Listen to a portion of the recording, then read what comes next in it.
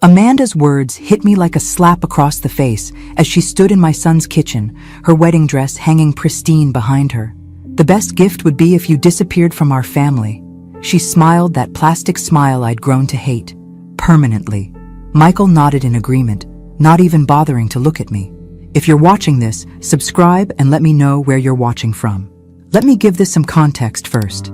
I need your likes and comments to know you're following along with my story. How did I get here?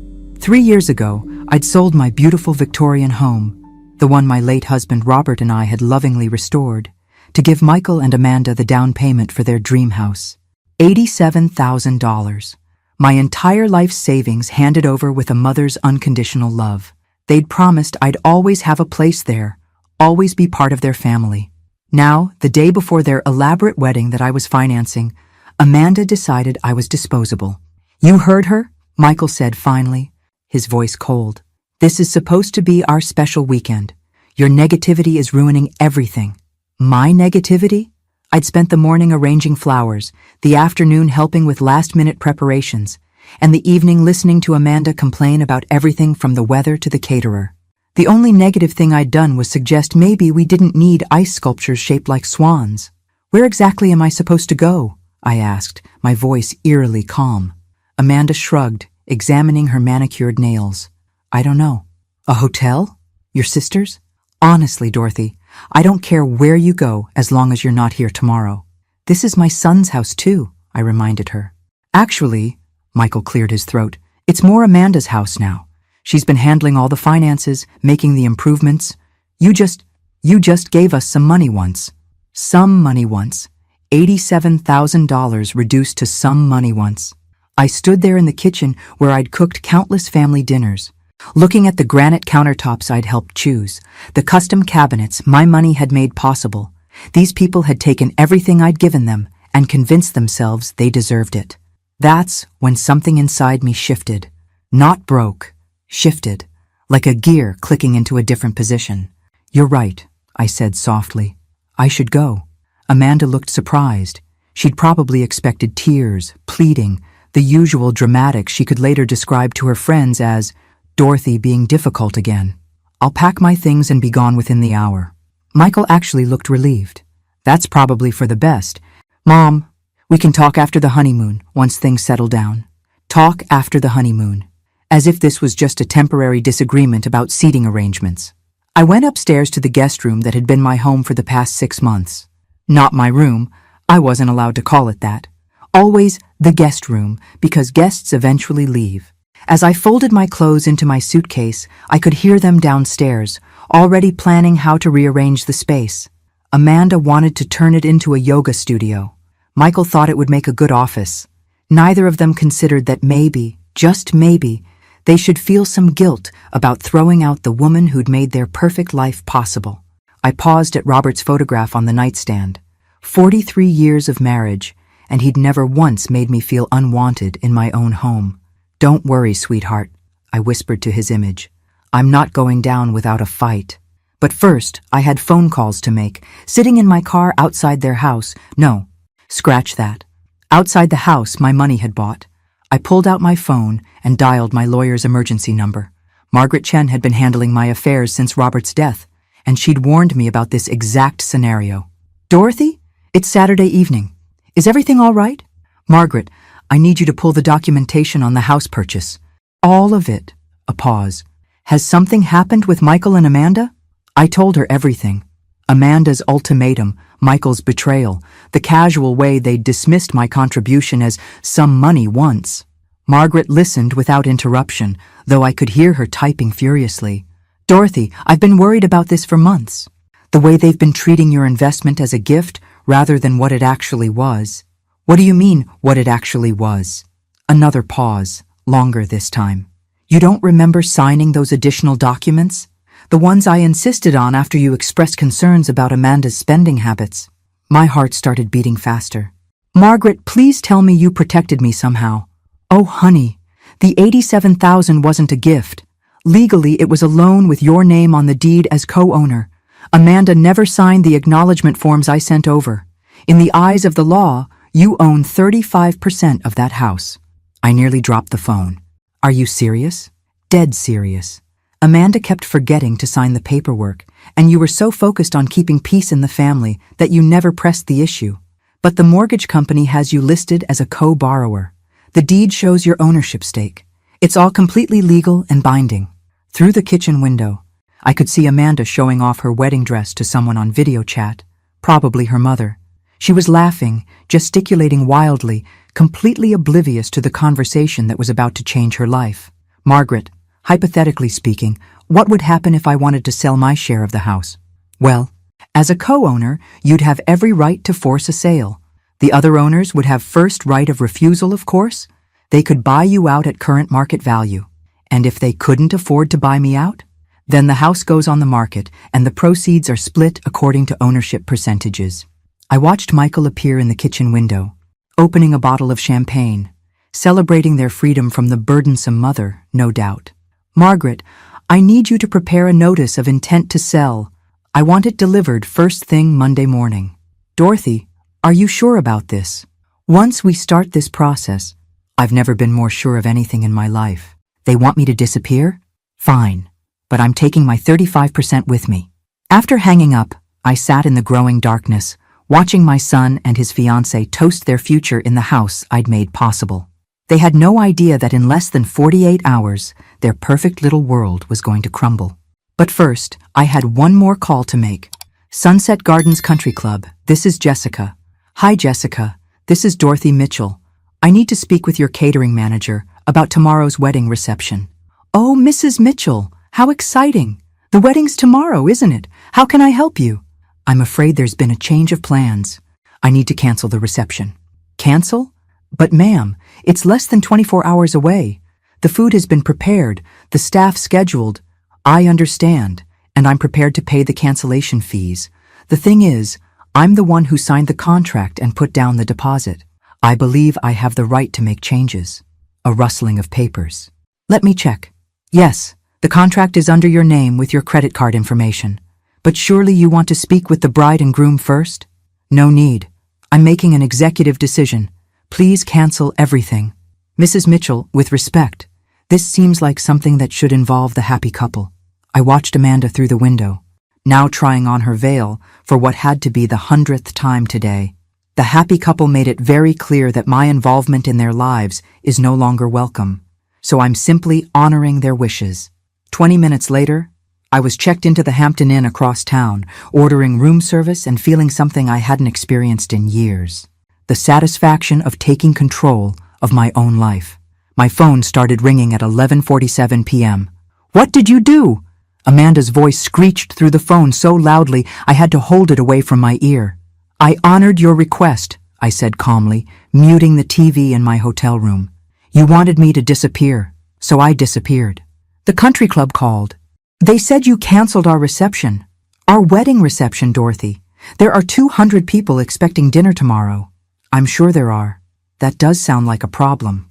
Michael grabbed the phone. Mom, this is insane. You can't just cancel our wedding because you're upset about sleeping arrangements. I didn't cancel your wedding. Sweetheart, you can still get married. I just canceled the reception I was paying for. You know, the one that was costing me $14,000. Silence. I'd never mentioned the cost before, always deflecting when they asked about money. Let me be their generous mother, while they remained blissfully unaware of the sacrifices involved. 14,000? Amanda's voice was faint now.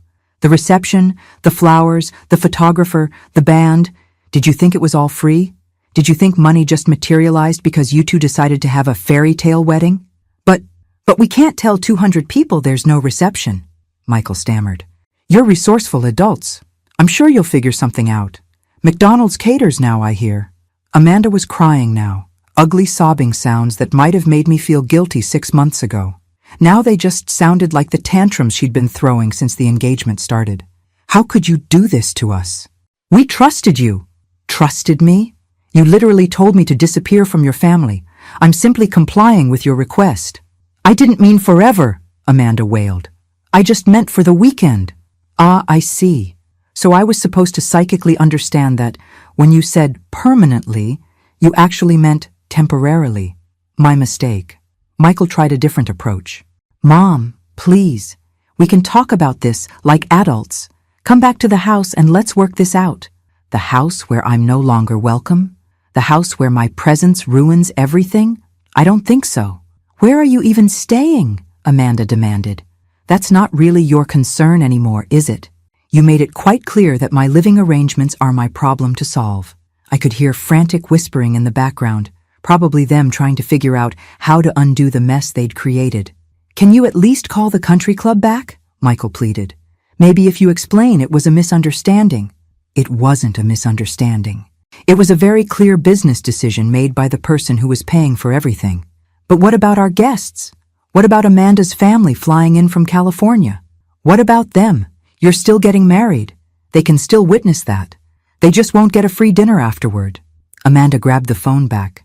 You're being vindictive and cruel. No, sweetie. Vindictive and cruel was telling the woman who's been supporting your dream wedding to disappear from your family. I'm just being fiscally responsible. This will ruin everything. Everyone will think we're broke.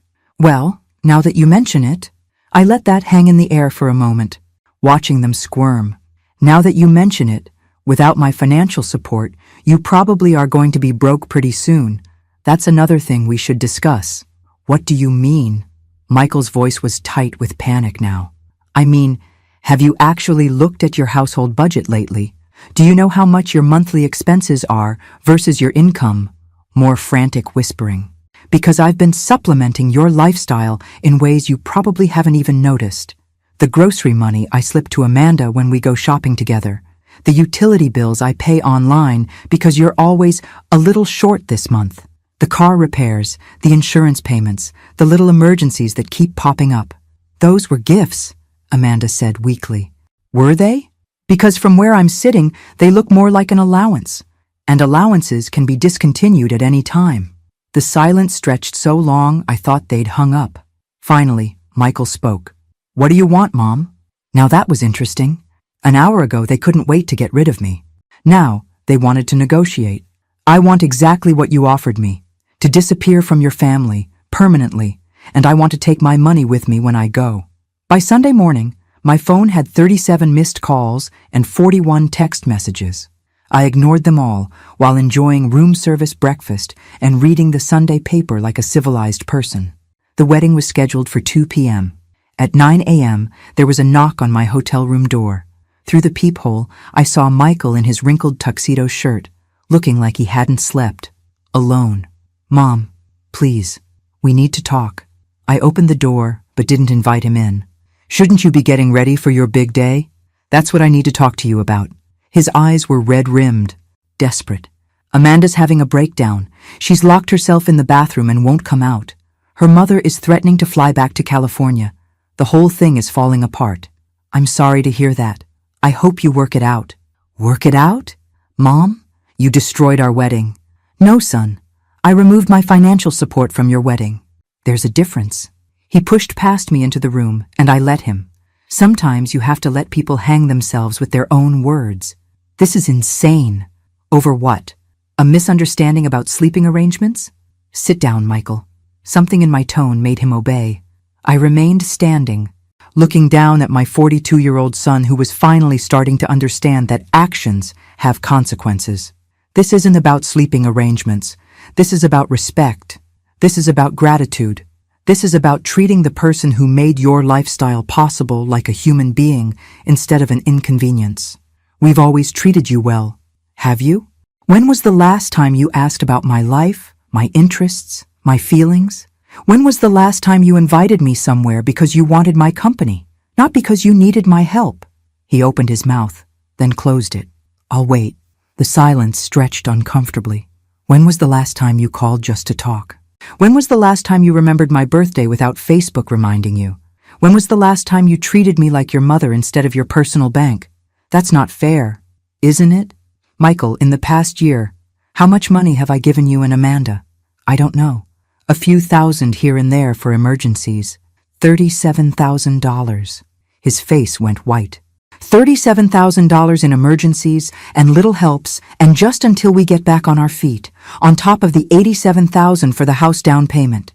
That's $124,000, Michael, more than most people make in 2 years. We were always planning to pay you back. Were you? Because Amanda's been shopping for a new car. You've been looking at vacation packages to Europe.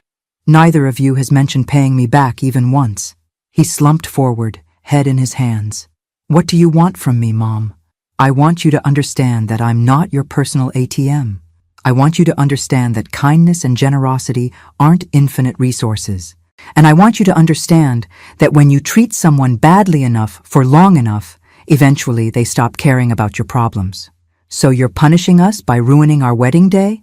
The casual cruelty in that statement, that my setting boundaries was punishment, confirmed everything I'd been feeling. No, Michael, I'm protecting myself by stopping the pattern of financial abuse.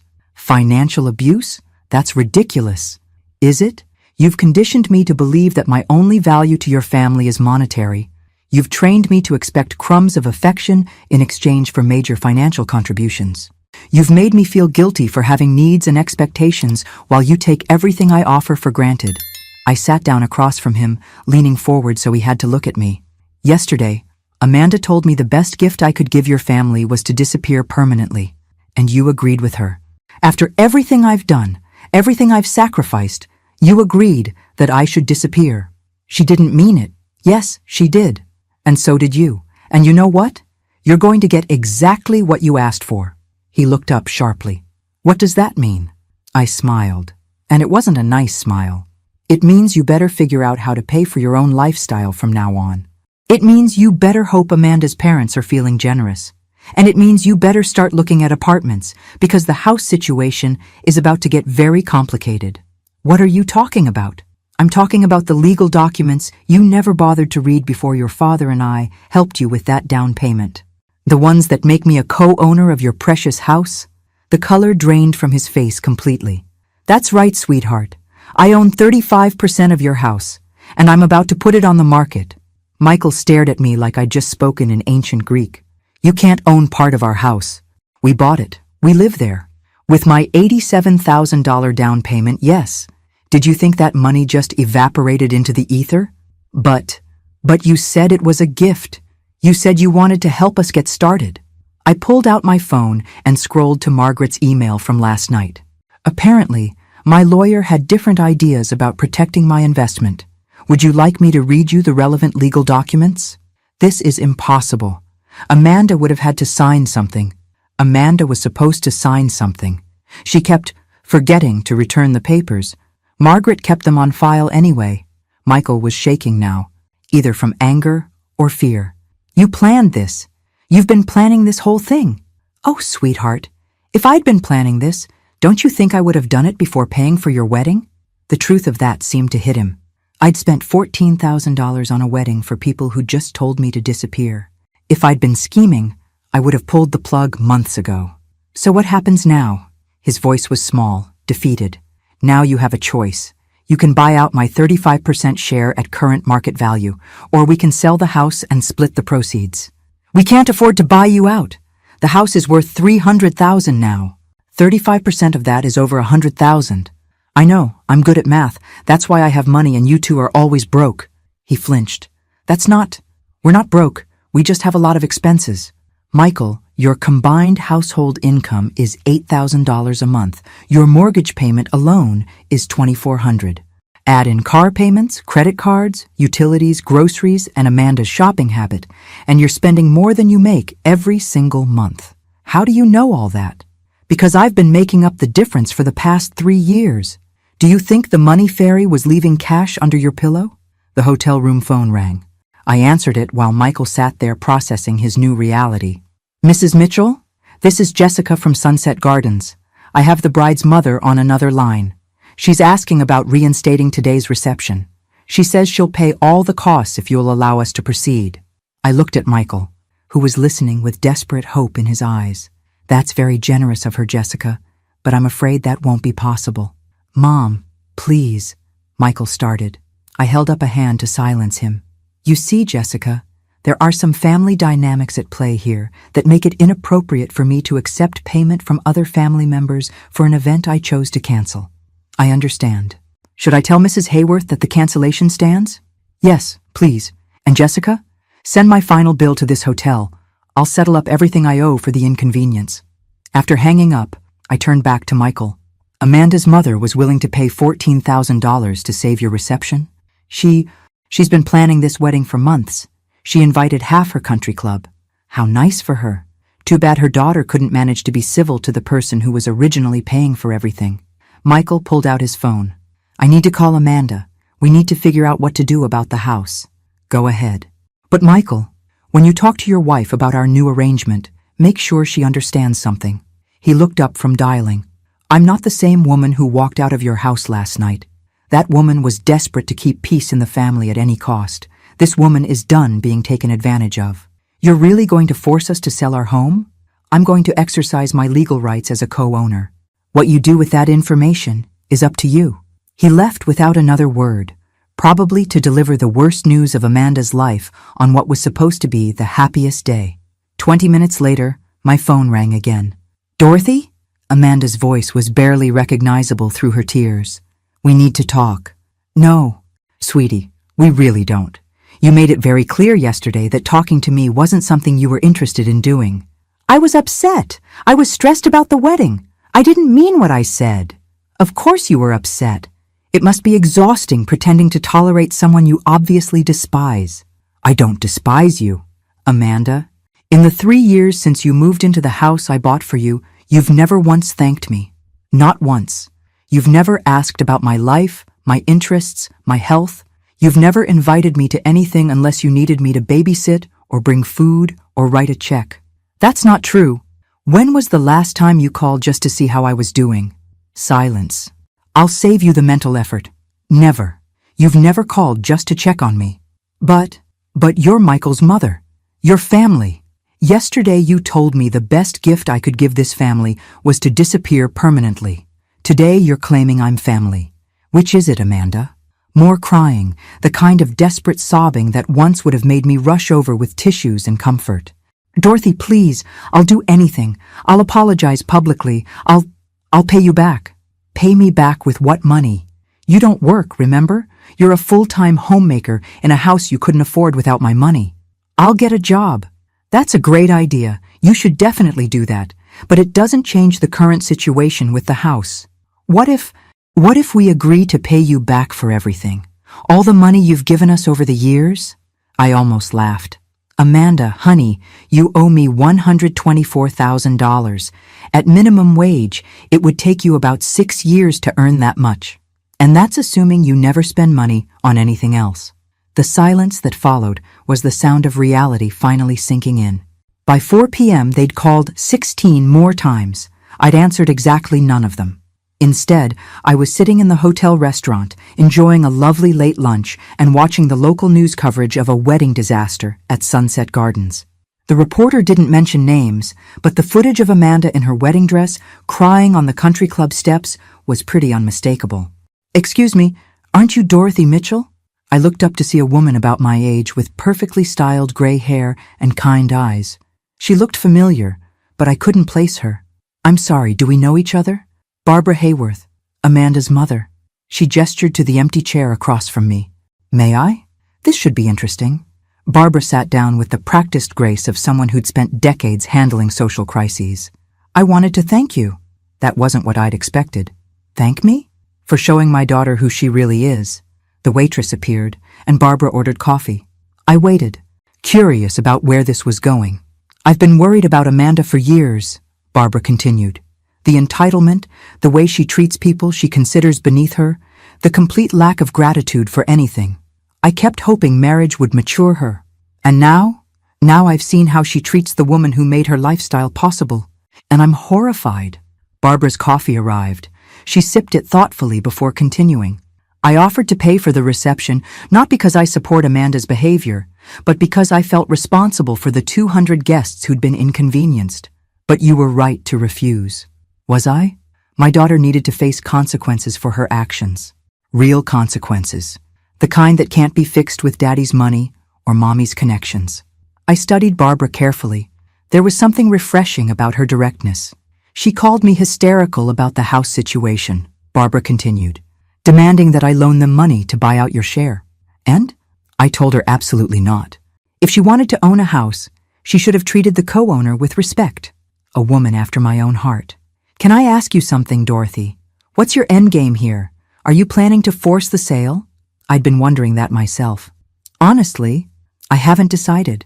Part of me wants to see if they can actually figure out how to support themselves without my money.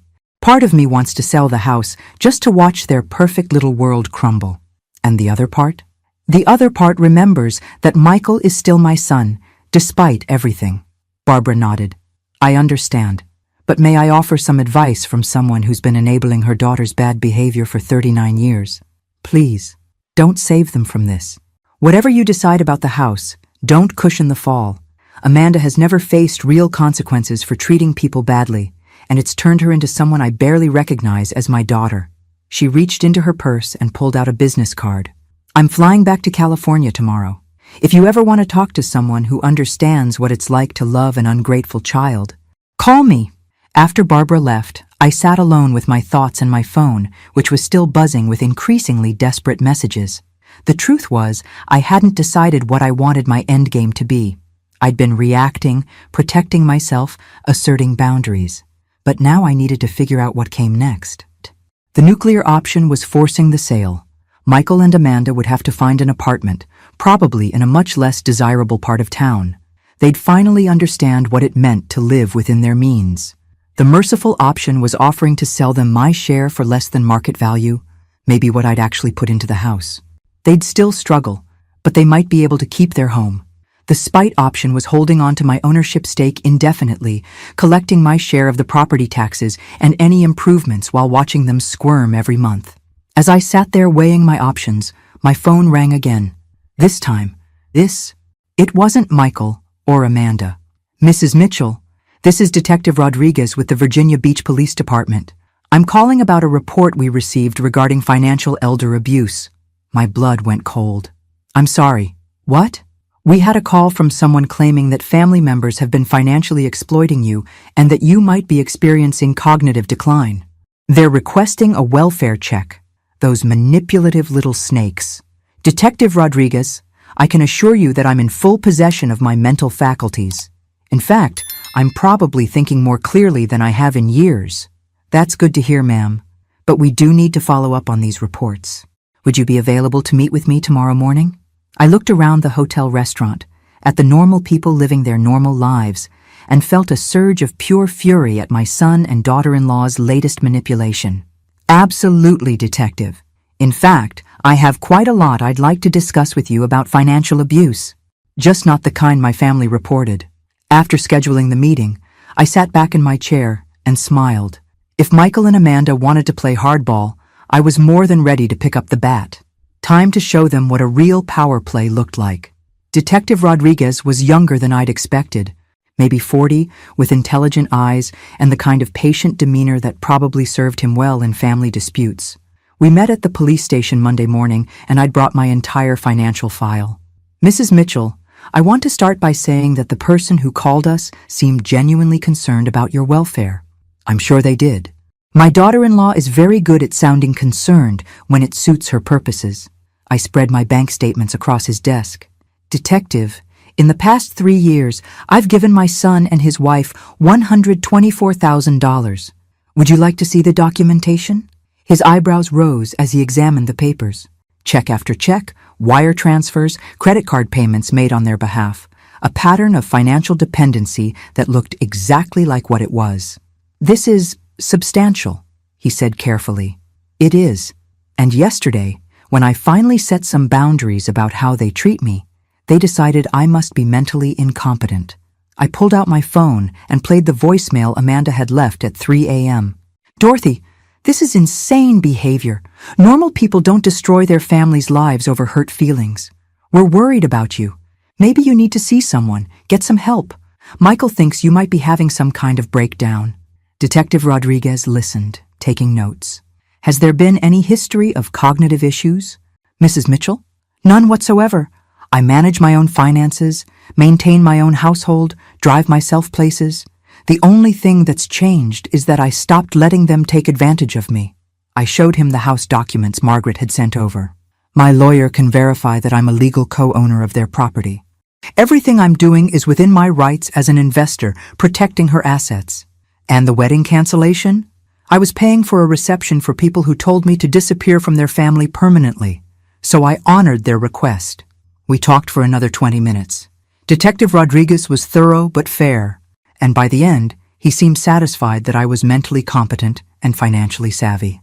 Mrs. Mitchell, I'm going to close this case as unfounded, but I do want to give you some information about elder financial abuse resources, just in case. Actually, Detective, I think I've got the situation well in hand now. As I drove away from the police station, my phone rang. Michael again. Mom, the police called. They said they're not pursuing the welfare check. That's because I'm not the one being financially abused in this relationship, sweetheart. What's that supposed to mean? It means you and Amanda have been systematically draining my resources for years while giving me nothing but disrespect in return. The detective was very interested in my documentation. A long pause. Are you threatening us? I'm informing you that your manipulation tactics aren't working anymore. Mom, please, can we just sit down and talk about this like adults? We can, but not at the house I co-own, and not until Amanda apologizes for her behavior. She's sorry. She's been crying for 2 days. Has she? Because the voicemail she left me at 3 this morning suggested she thinks I'm mentally ill. Not that she's sorry. Another pause. Where do you want to meet? Margaret Chen's office. Tomorrow at 2 p.m. Bring Amanda and bring a realistic proposal for how you're going to handle the house situation. A proposal? Michael, I own 35% of an asset worth $300,000. That's my retirement security. You either buy me out or we sell. Those are your options. After hanging up, I realized something had shifted in our dynamic. For the first time in years, they needed something from me more than I needed something from them. Margaret's law office felt like neutral territory, all dark wood and leather-bound books. Michael and Amanda arrived 15 minutes late, looking like they'd been arguing in the car. Amanda's eyes were puffy and red, her usual polish completely gone. She'd clearly been crying for days, and part of me felt a twinge of sympathy. The other part remembered her words. The best gift would be if you disappeared from our family. Dorothy, Amanda started immediately, I owe you an enormous apology. I was stressed and overwhelmed, and I said things I didn't mean. Thank you. That's a start. She looked surprised, like she'd expected me to immediately forgive everything. Margaret spread the house documents across the conference table. Let's review the facts. Dorothy provided $87,000 for the down payment. The mortgage shows her as a co-borrower. The deed lists her ownership at 35%. Michael studied the papers like they might magically change. We had no idea about the ownership stake. You would have if Amanda had signed the acknowledgement forms, Margaret replied crisply. I sent them 3 times. I was busy with wedding planning, Amanda said weakly. For 3 years? Margaret's tone was beautifully skeptical. I let them squirm for a moment before speaking. The question now is how we move forward. I have a proposal. They both leaned forward hopefully. Option 1. You buy out my 35% share at current market value, $105,000. Amanda's face went white. We don't have that kind of money. Option 2. We put the house on the market and split the proceeds according to ownership percentages. We'd have to move, Michael said quietly. Yes, you would. To something you can actually afford. What about option 3? Amanda asked desperately. There is no option 3. Those are your choices. Margaret pulled out a calculator. If you sold the house today, after realtor fees and closing costs, you'd probably net around $270. Dorothy's share would be about $95,000. You'd have $175 to find new housing. That's not enough for anything decent, Amanda protested. It's enough for a nice apartment or a smaller house in a different neighborhood, I replied. You know, the kind of place people with your actual income should be living. Michael ran his hands through his hair. Mom, is there any way we can work out a payment plan? Maybe we could pay you monthly until we've bought out your share? I'd been waiting for this. At what interest rate? And with what collateral?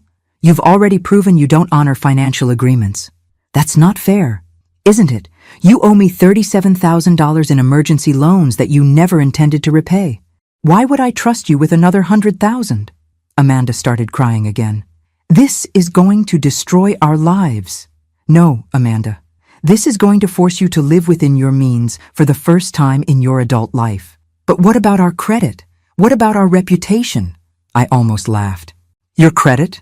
Honey, your credit is already terrible. You've been late on every bill for months. I know because I've been bailing you out. Margaret cleared her throat.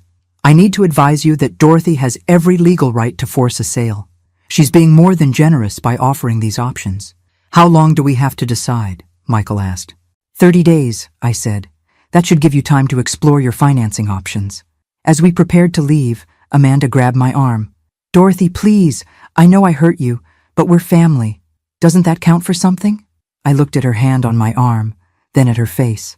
For just a moment, I saw the scared young woman behind the entitled facade. Amanda, family is supposed to count for something. That's exactly the point. 2 weeks into their 30-day deadline, I got an unexpected visitor. Barbara Hayworth stood on my hotel room doorstep with a bottle of wine and a determined expression. I hope you don't mind me dropping by. I got your hotel information from Margaret Chen. I invited her in, curious about what had brought Amanda's mother back to Virginia. I came to check on the kids, Barbara said, settling into the room's only armchair. And to talk to you. How are they doing? Terribly. Amanda's having daily panic attacks. Michael's working overtime trying to find a way to get a loan. They're fighting constantly. I poured us both glasses of wine, surprised to find I felt less satisfaction in their misery than I'd expected. Barbara, are you here to ask me to reconsider? Actually, no. I'm here to tell you about Amanda's father. That wasn't what I'd expected. Richard spoiled our daughter rotten, Barbara continued. Every tantrum was rewarded. Every consequence was cushioned. Every failure was someone else's fault. She sipped her wine thoughtfully.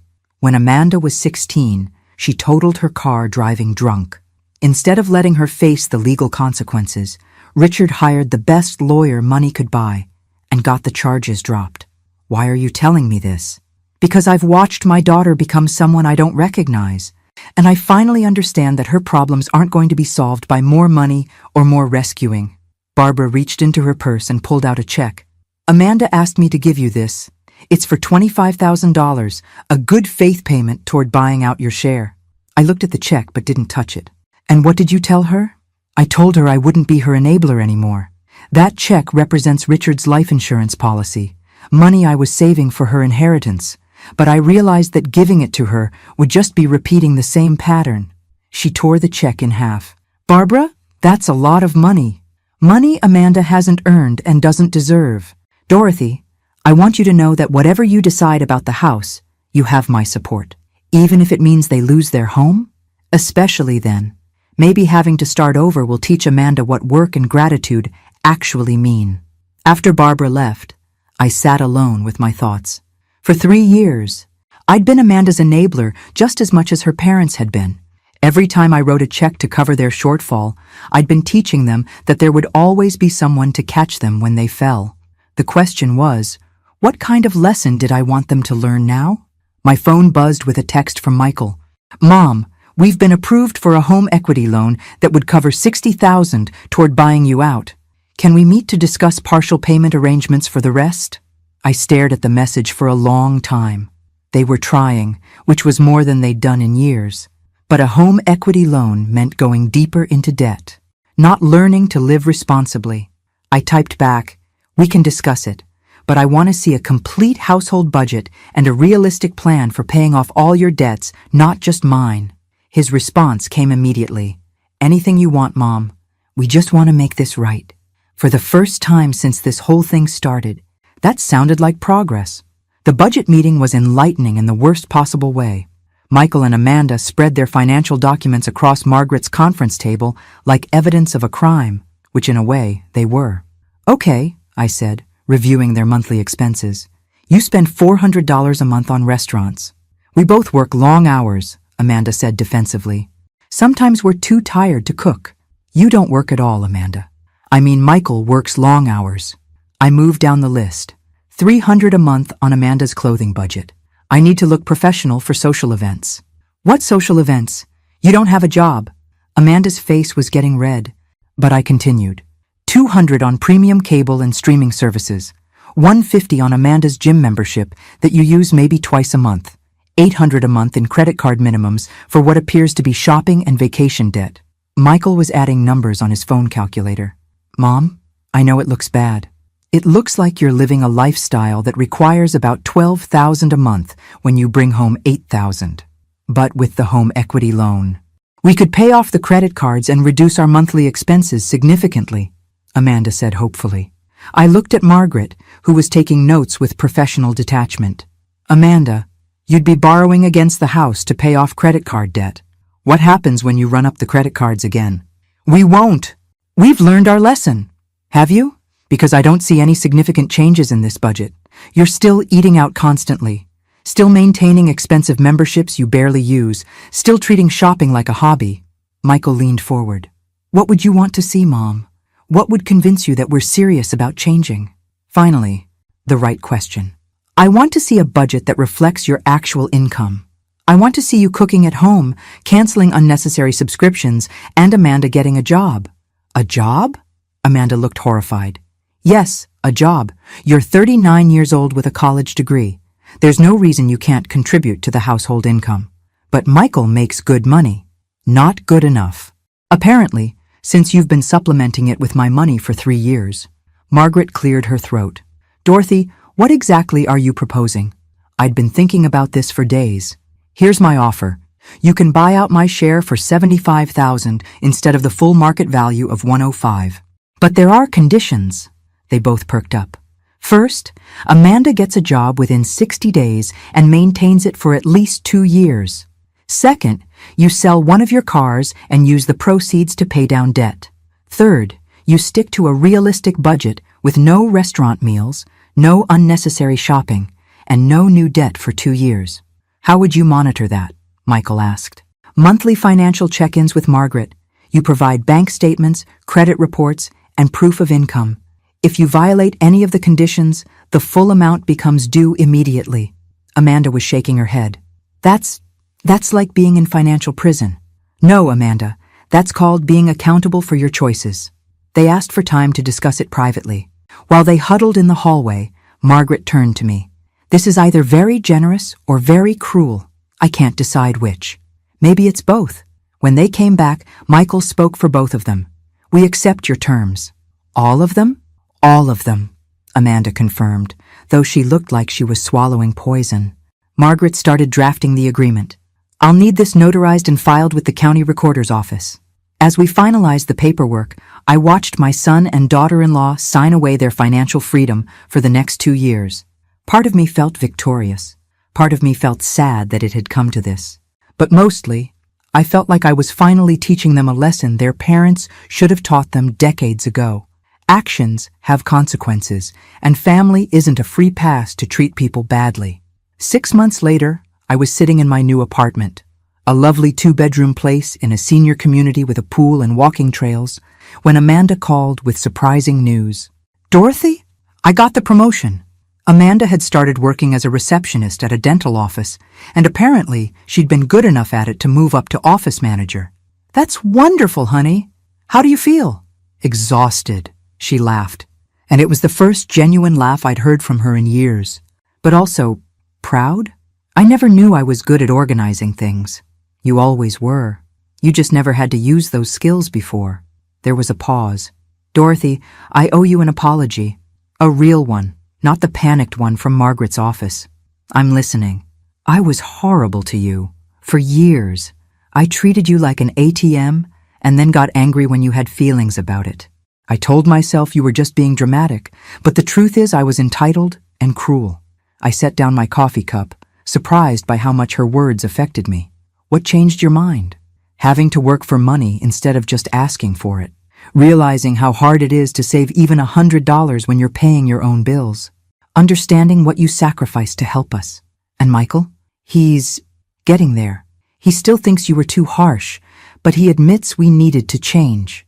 Through my window, I could see other residents working in the community garden. I'd signed up to help with the spring planting next week. How are things between you two? Better. Actually, we're talking more now that we're not constantly stressed about money. We cook together. We take walks instead of going shopping. It's nice. I'm glad. Dorothy, would you Would you like to come to dinner sometime? Nothing fancy. Just homemade spaghetti and maybe some conversation that isn't about money? I thought about it. The old Dorothy would have said yes immediately, desperate to restore the relationship. The new Dorothy had learned to protect her boundaries. I'd like that, but let's start with lunch in a public place. Baby steps. Of course. Whatever you're comfortable with. After we hung up, I sat quietly for a while, processing how different this conversation had felt from all the others. Amanda had sounded like an adult, taking responsibility for her actions, not a child making excuses. Maybe the lesson had finally taken. My phone buzzed with a text from Barbara Hayworth. Heard about Amanda's promotion. Thank you for not giving up on her. I texted back. Thank you for not bailing her out.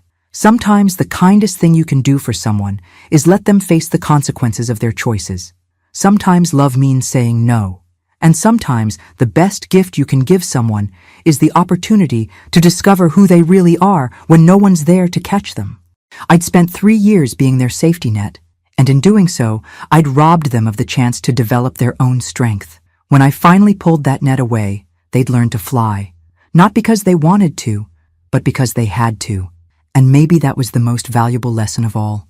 Outside my window, the sun was setting over the walking trail where I'd signed up for a seniors hiking group. Tomorrow, I was having lunch with a man named Frank who'd asked me out after we'd both laughed at the same joke during last week's book club meeting. At 68, I was finally learning what it felt like to be valued for who I was, not what I could provide, and that was worth more than all the money I'd ever given away. Thanks for listening. Don't forget to subscribe and feel free to share your story in the comments. Your voice matters.